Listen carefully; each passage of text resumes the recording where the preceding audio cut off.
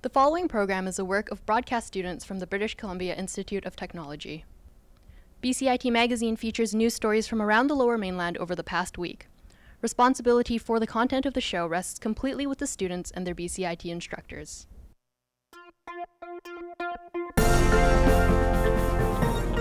Today on BCIT Magazine, a Richmond pet store owner accused of selling this dog illegally. Locals speak out as Highway 1 inches closer to Burnaby Lake Park. And hundreds of new electric car charging stations are being installed across the province.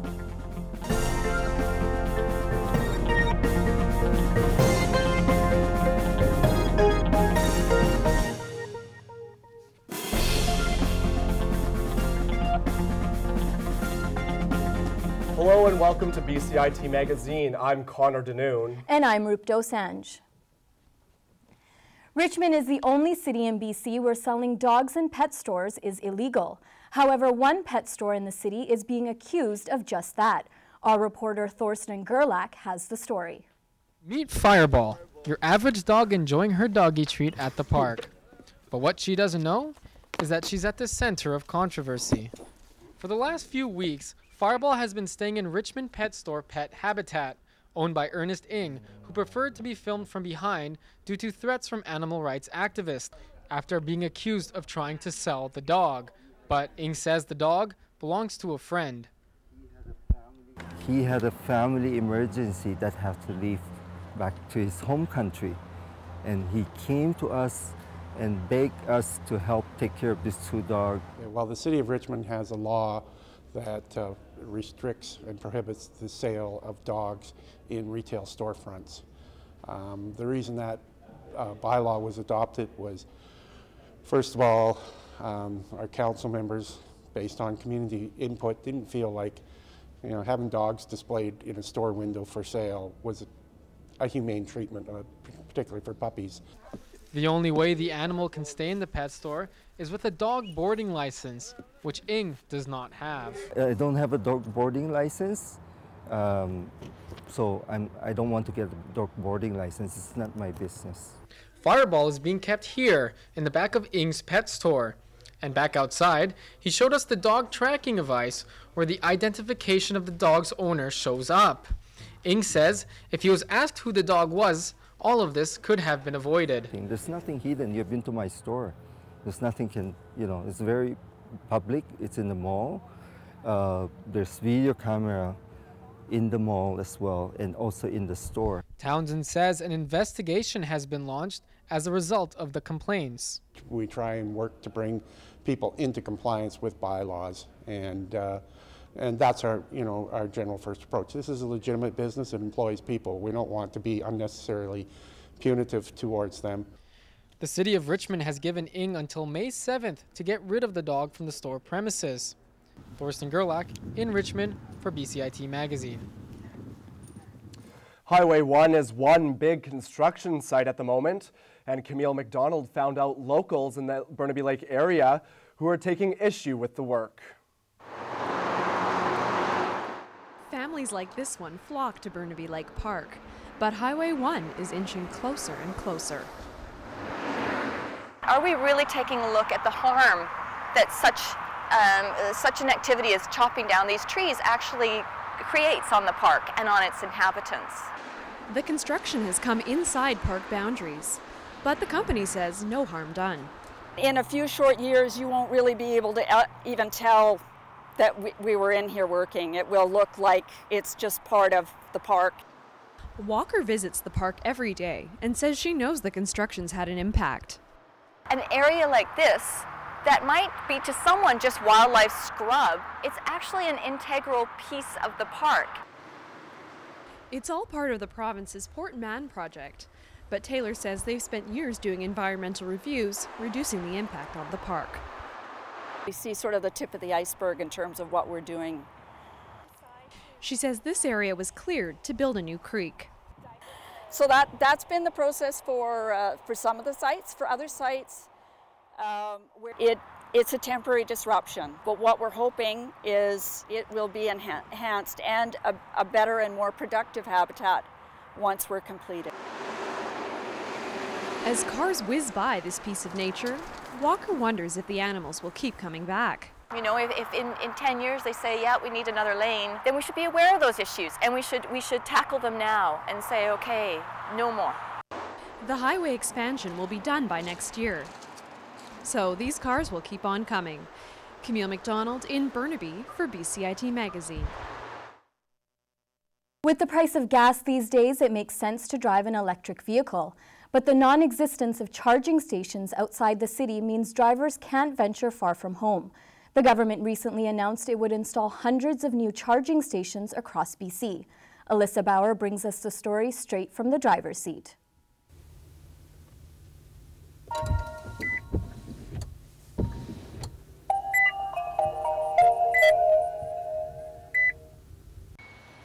This fully electric Nissan Leaf is a smart alternative to a fuel-run vehicle.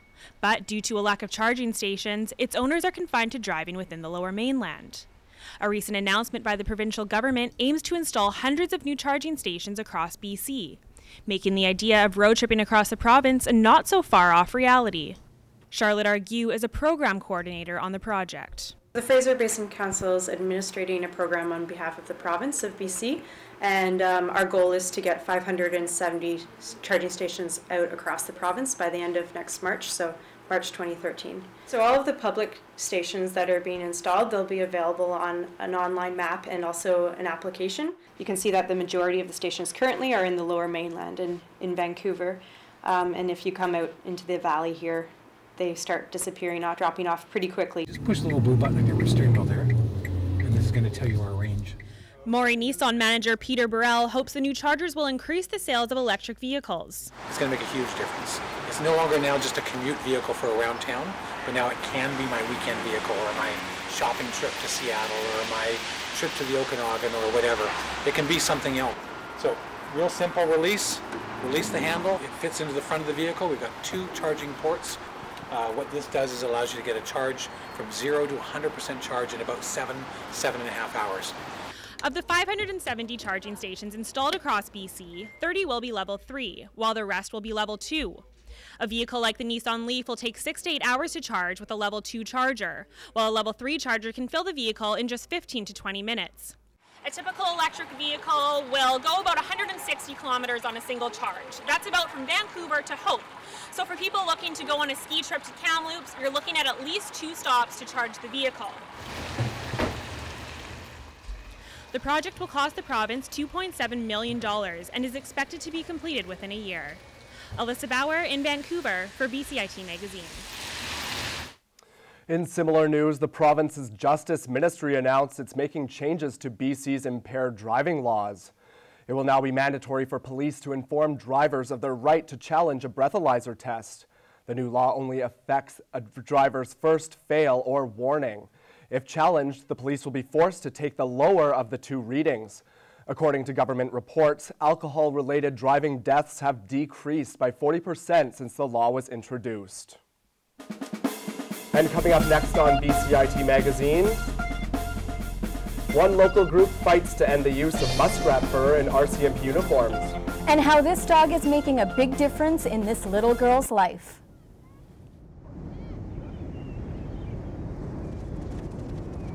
This is me. And my mom and dad. And my big brother Alex. And Jack.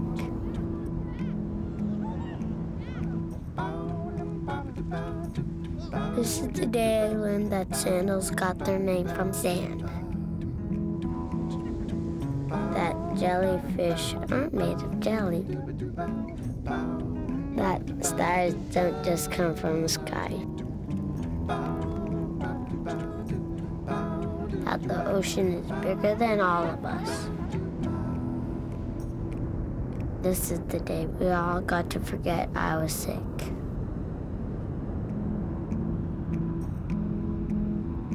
This was my wish.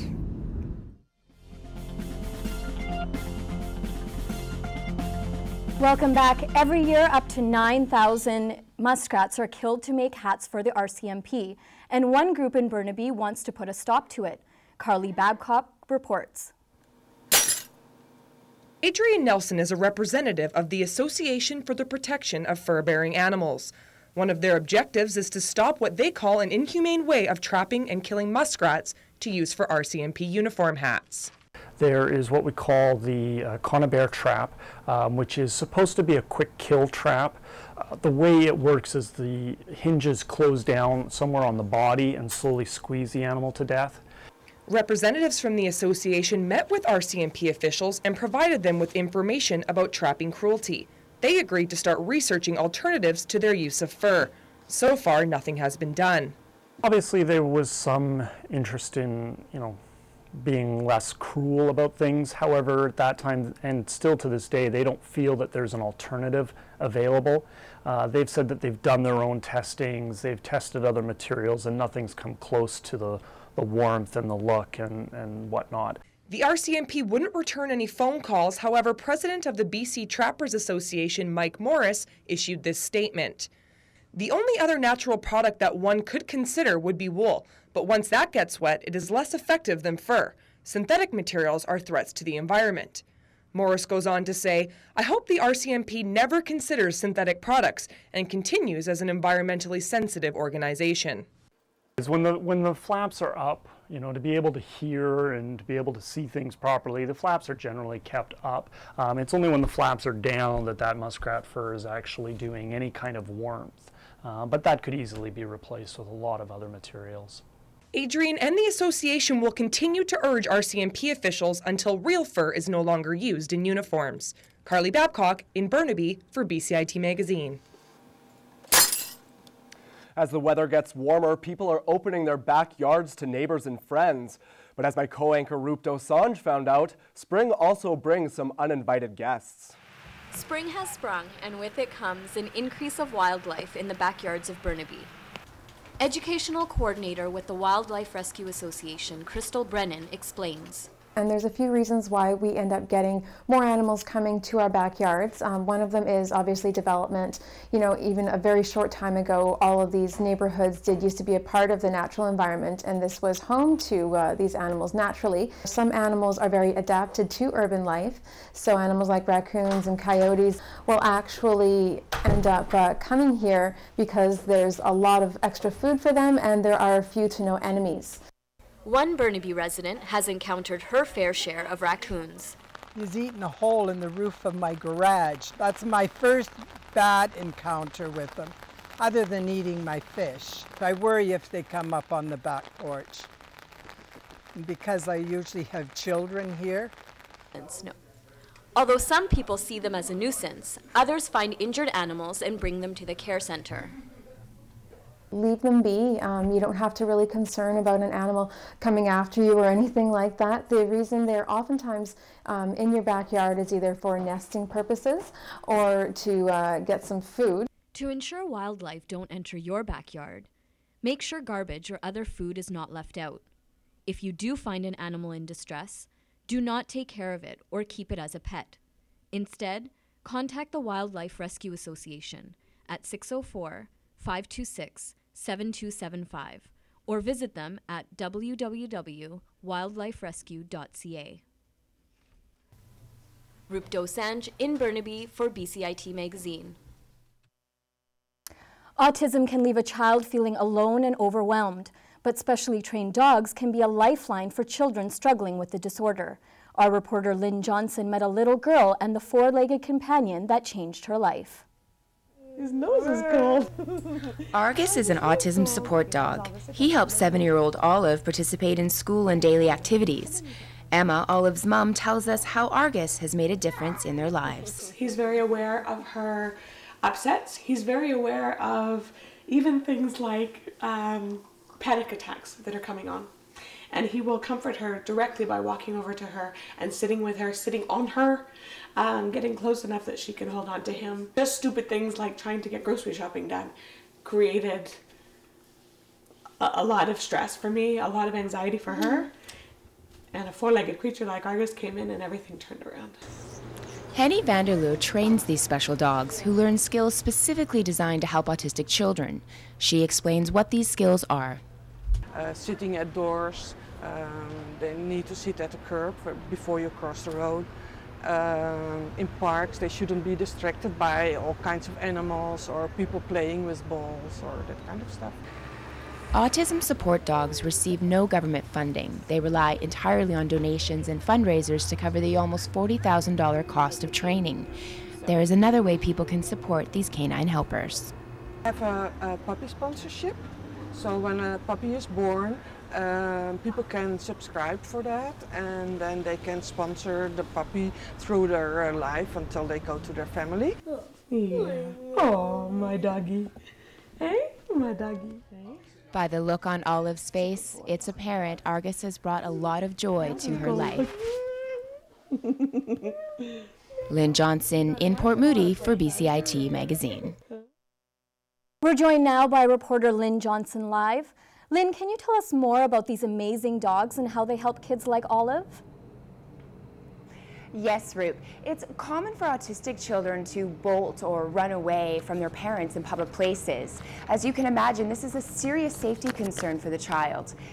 The support dogs wear a special harness that has a waist tether on it for the child, connecting them. If the child tries to run away, the dogs are trained to sit and stay, in effect anchoring the children until a parent can intervene. Ensuring their safety is their most important job, Roop. And Lynn, is there a big demand for the dogs? Yes, Roop. In fact, there's currently a 3-year waiting list for one of these dogs. As I mentioned in this story, Autism Support Dogs relies entirely on donations. So if you would like more information on how you might be able to help out, check out their website at autismsupportdogs.org. They also have an upcoming fundraiser that's on June 24th at the Hilton Metrotown Vancouver. That's called Bon Appetit. Back to you. Thanks, Lynn. After the break, a young man uses photography to cope with the loss of a friend. And Vancouver gets a taste of New Zealand's finest.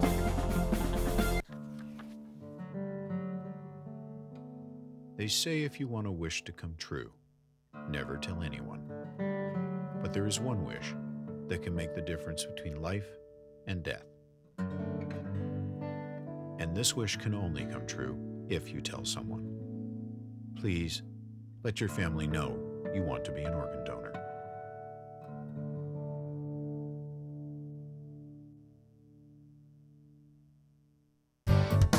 Standby graphics, ready, camera one. If you want to experience the fast-paced world of news, today on BCIT Magazine, striking, make magic on a movie set, frame, and action,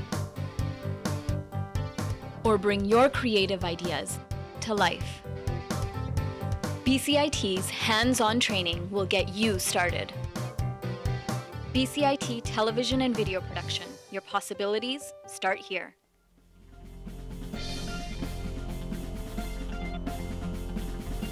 Welcome back. A coroner's inquest recently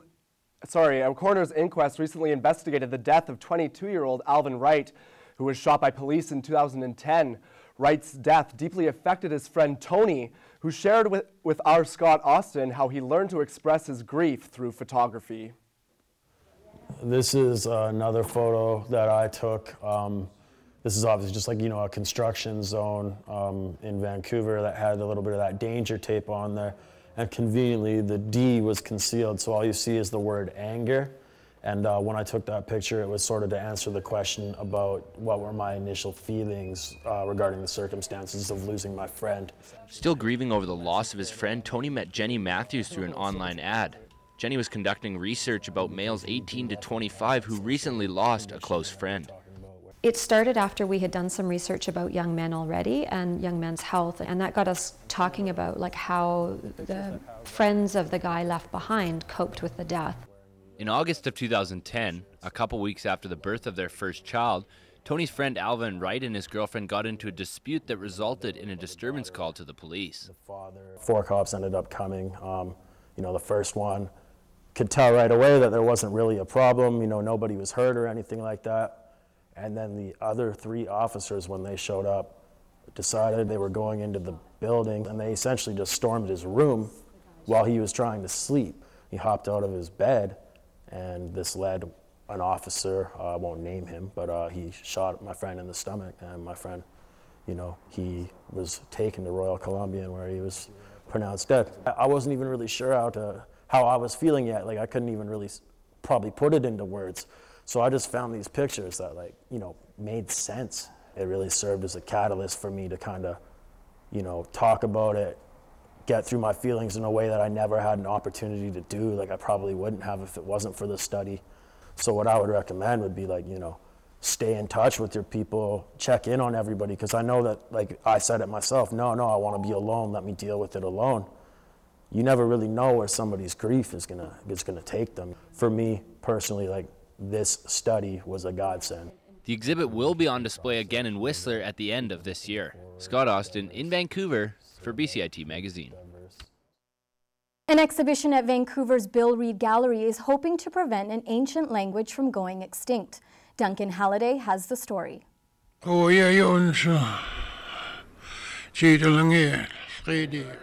This is the sound of a dying language, as spoken by one of the fewer than 40 elders who are still fluent in it.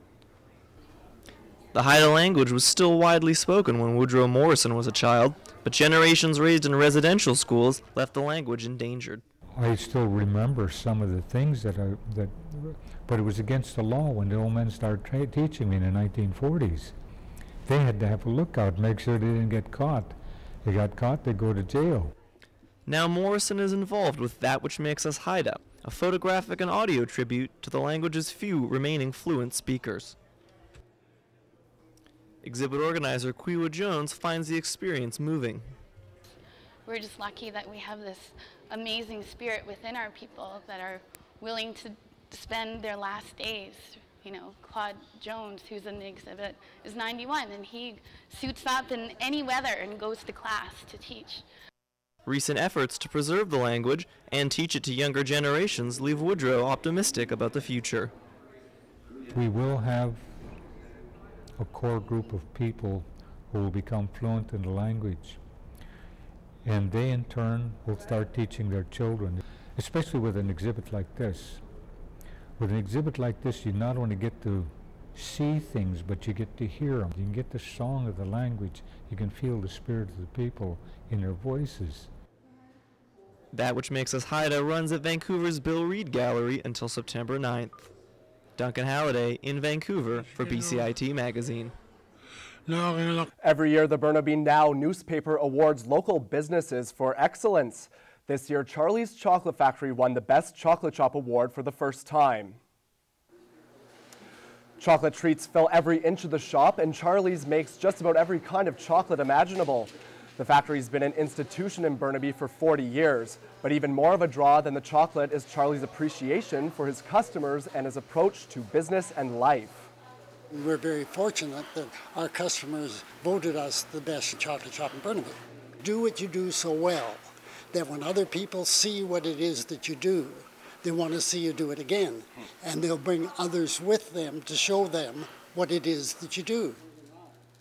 He's showing his appreciation for customers this week with a special sale. But award or not, Charlie's Chocolate Factory will keep making some of the finest chocolates around, and Charlie himself will be adding his personal touch to each one. The 12th annual New Zealand Wine Fair just took place in Yaletown. This year had an emphasis on the food, which complements the various wines. Katie Chamberlain has more. This year's annual New Zealand Wine Fair was held on May 1st. The event was marked not only by high-quality wines, but also New Zealand-inspired foods. We got the New Zealand Board of Trade actually supplied us with a bunch of their seasonal products. So we have venison stew. We got in a lot of venison strip loin for this event. I believe they're pairing that with some of the darker wines out there. Sauvignon Blanc is the variety of wine for which New Zealand is best known for. Sauvignon Blanc is our trademark. The trademark being that Sauvignon Blanc is really so enjoyable as just a refreshing beverage. You can have it just before dinner, lovely with goat's cheese, shrimp, sushi, oysters. In the last few decades, popularity of New Zealand wine in Canada has increased significantly. In BC alone, sales have gone up 20%. Here in BC, that sort of really resonates. So those fresh flavours, innovative, different styles is something that British Columbians, I think, they really enjoy, and that's what we're all about from New Zealand. During the event, I was taught how to properly taste test wine. So when we hold the wine by the stem, it allows you to be able to swirl the glass better. And what we want to do is actually move the wine around so we can break up the molecules, and it releases a bouquet, a scent. So let's do that, and then put your nose right in the glass and smell. Katie Chamberlain in Vancouver for BCIT Magazine. And if wine's not your thing and tequila's more your style, the first annual Vancouver International Tequila Festival is coming up on May 12th at the Vancouver Convention Center. Yes, you can sample a wide range of Mexico's national spirit and taste a few Mexican-inspired dishes. And speaking of Mexico, Cinco de Mayo is this Saturday.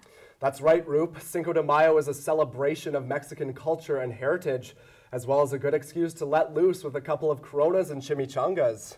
We have reporter Thorsten Gerlach live from Los Compadres in Burnaby to tell us more about this celebration. Thorsten? Well, Cinco de Mayo celebrates the Mexican Army's victory over the French in the 19th century, as the victory roused a lot of national pride at the time.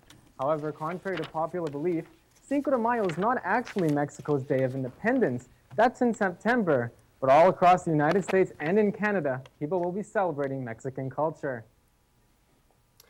So Thorsten, what are the celebrations actually like?